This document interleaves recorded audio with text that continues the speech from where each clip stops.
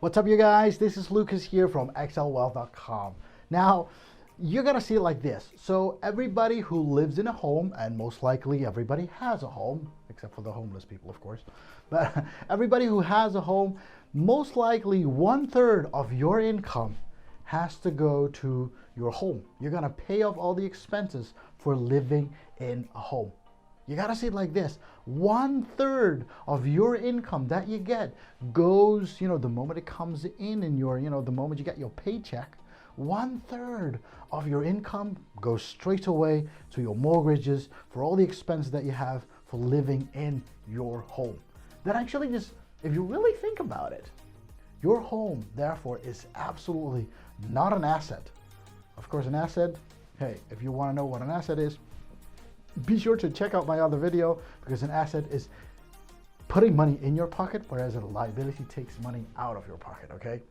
So yes, your home, if you live in this home and you have to pay 1/3 of your salary right away to pay off the mortgage, then absolutely, I'll tell you this, your home is not an asset. And I kind of was the same idea, I was kind of sick and tired of also paying for other people, paying off my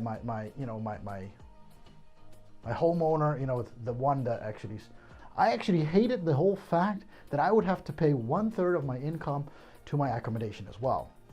And this actually started when I was in university. You gotta see it like this. So university, you gotta pay you gotta pay the tuition fee, you gotta pay all the material, the study material, you gotta pay for all the learning facilities, of course. And even if you have hobbies, you would still have to pay for all the hobbies and sports facilities. So in the end, as a student, life is super hard because you would have to work so much to be able to pay off all the expenses that you would still have. Now, I don't know about your country, but in the Netherlands, getting a scholarship is not very often, it's not very common. And most of the cases, you would just have to lend money from your parents. Now, same goes for me. I would have to take money from my parents to pay off all the expenses in the university. And yes, that's a lot. But, okay, so you gotta see it like this. So in the Netherlands, you would have to pay somewhere between 300 euros to 600 euros for a student room, for a student apartment, for a student flat. Now, what you would get for that, most likely, is a room somewhere between 9 square meters to somewhere maybe to 18 or 20 square meters for a room, which is not bad, it's not a bad deal. 9 square meters, I don't know, like in foot, I have no idea. I have no idea how many foot that is, how many square foot that is. But the thing is, 9 square meters is about a bed and a wardrobe and maybe a little desk for you to sit on to do your homework, to study on. That's about 9 square meters. And in most student cities here in the Netherlands, that costs somewhere between $300 and $600.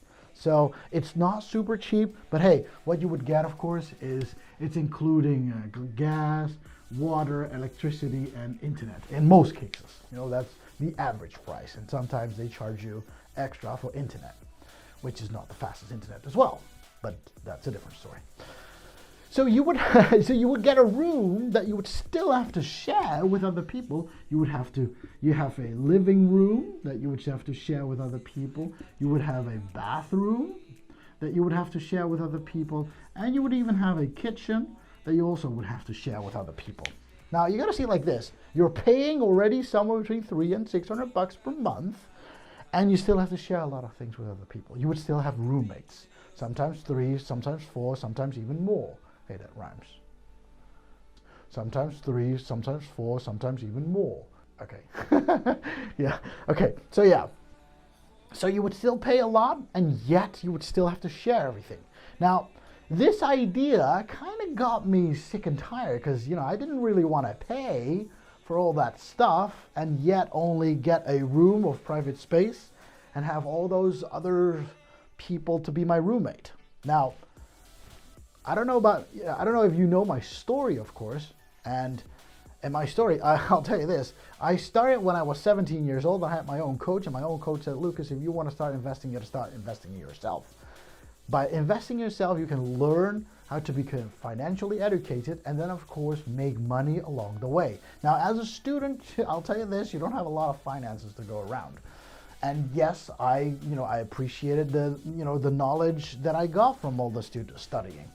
And this is why when I went to university, I thought, you know what? I'm not gonna do this. I'm not gonna do this. I'm not gonna pay $300 to $600 a month to get a very small room and then still have to share everything.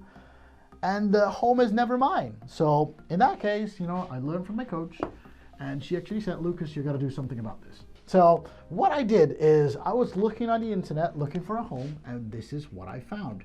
I found a home worth of 200,000 euros, which is not a bad deal, but it wasn't cheap either. Now you got to see it like this. As a student, how would you ever get a loan from the bank to be able to buy a property worth of 200,000? Now I'll come to that in a bit, okay? But the first you got to see it like this. So what I had to do, so I got the loan, and I'll tell you later on how that worked, okay? I'll get to that in a bit as well. But I got the loan from the bank, a mortgage, which was 200,000, and that mortgage cost me per month 800. I'll write a little bit bigger for you. The mortgage was 800 euros per month,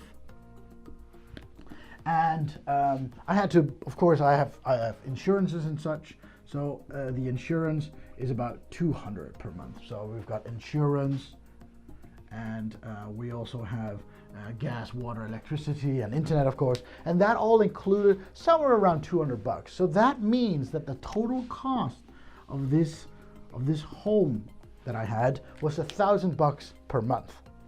Now you got to see it like this. As a student, do you make 1,000 bucks per month? Most likely not. And if you even have 1,000 bucks per month, you're not going to give your full income to a home only, because you still got to kind of buy all the groceries, and you got to still pay for the sports facility. So there's still a lot of other expenses. So buying a home for 200,000 euros and then having a cost of 1,000 euros per month would absolutely not do it. And this is what I did. This house had 3 bedrooms, and as you can see, of course, it also had a living room, it had a bathroom, and it had a kitchen. So with that, what I did, of course, is I took one of the rooms for myself. I would have one room to myself, and then, of course, the other 2 rooms I would rent out to other people for 500 bucks per month. And all of a sudden, I would have my own 2 roommates that I could pick and select by myself. They are paying off my 1,000 bucks of expenses that I had per month. You gotta think like this, like, wow. So this is how I got to live for free in my own home, because I had 2 other people paying off my 1,000 euros expenses every month. And that's the cool part. All of a sudden, you are the one to select who you want to have in your home and who you don't want to have in your home. And while sharing the living room and while sharing the bathroom and the kitchen, finding a roommate who also doesn't like all the mess would help you clean up at least. These 2 people, these 2 roommates of mine, all of a sudden paid off my home for me. I would select my own roommates, and they would have to sign a contract to stay at least for 1 year. Now, let's get into the bit that you might be thinking, okay, Lucas, I get the point. I understand that you're living free in the home. So instead of me paying myself, I had other people paying for my mortgage. And all of a sudden, I could live there for free. Even the water and gas, electricity bill, they would pay for that as well. And the cool part is this. Now you might be thinking, Lucas, very good, makes sense. I get it. It makes a lot of sense. Which bank is gonna give a student 200,000 euros? Because, a bank says, you know what? Hey, this is the amount that you're gonna loan from me. How am I so sure that you as a student can pay up this amount? And that's the interesting part. Because the bank will always check you if you've done your homework well. Now, on the other end, of course, you have to make, number 1, you have to make a plan. Now you might be thinking, okay, that's super lame. Well, I'll tell you this.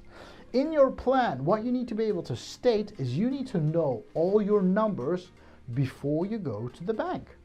So in my case, what I did is, of course, I researched this property, and I found out, okay, this property is, it's worth the value think it was being sold at 210,000. So, you know, I bargained a little bit and got a little bit of discount, and I bought it for 200,000. This is an old building, so that's why I could bargain off. For 200,000, I knew I would have to pay a mortgage of 800 bucks per month. I knew that beforehand already.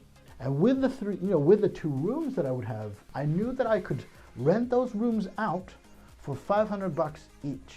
Meaning I would get a profit instead of, 2 rooms is 1,000 bucks, and the mortgage of the home was only 800. So that I could prove to the bank, I got 1,000 in, and you only need 800. That means I've got 200 euros left per month. So in my business plan, in the plan that I wrote, I could tell the bank, take a look at this. This is a good deal. Then the bank will say to you, "Here, Lucas, here's the money." Because you got to see it like this. The bank will always ask you a second question.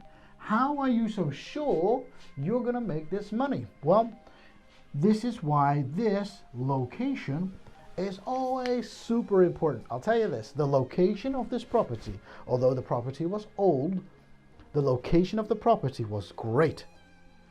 Because the location of the property, it was about 500 meters away from the university building where I had to go to 5 days a week, which is like 2 or 3 minutes walk. Well, if I had to go there, other people have to go there as well. And that was the case. So my roommates, they only had to walk 2 or 3 or 4 minutes to go to their classes. So the location was great as well. And I told the bank this in my plan beforehand. I said, like, you know what, Mr. Bank, take a look at this. So I'm buying this property.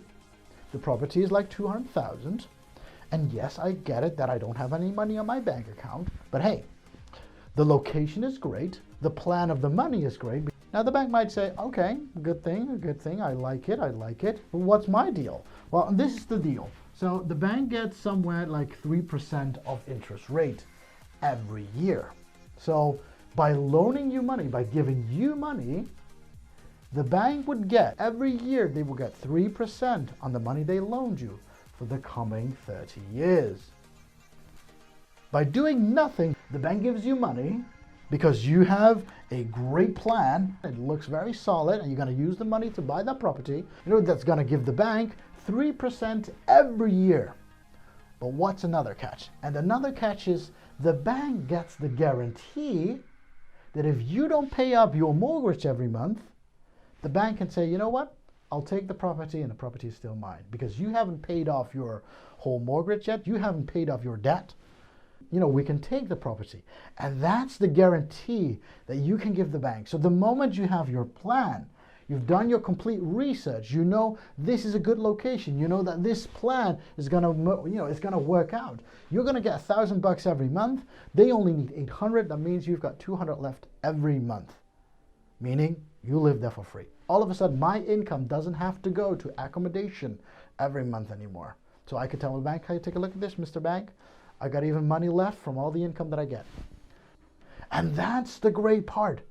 The only thing what you can do, no matter if you're a student or a businessman like me right now, you can get the home and you can live for free in that home. Using a concept that I love saying always is OPM, using other people's money. And this is how I started my journey, by living completely for free in that home. Now, if you're interested, like say, hey, Lucas, you're talking about your plan and such. Do you have a plan? Can I have a copy of your plan? Absolutely. You can have a copy of my plan. Just reach out to me, let me know, and I'll send you the copy of my plan. And that's how I did it. I did this in the Netherlands, and you can do this as well. And I believe that you can do this as well. Hey, thank you very much for watching today's video, of course. If you liked the video, be sure to hit that subscribe button because it's very important for YouTube to find out which videos are being liked or not. And of course, if you're new to the channel, be sure to hit that subscribe button there. And you see that notification bell over there as well? Yeah, go hit that one as well, because every time a new video is released, you'll be the first one to notified the moment a video is being released. Of course, here are some other videos that you can check out. Thank you very much for watching, and see you on a next video. Happy investing.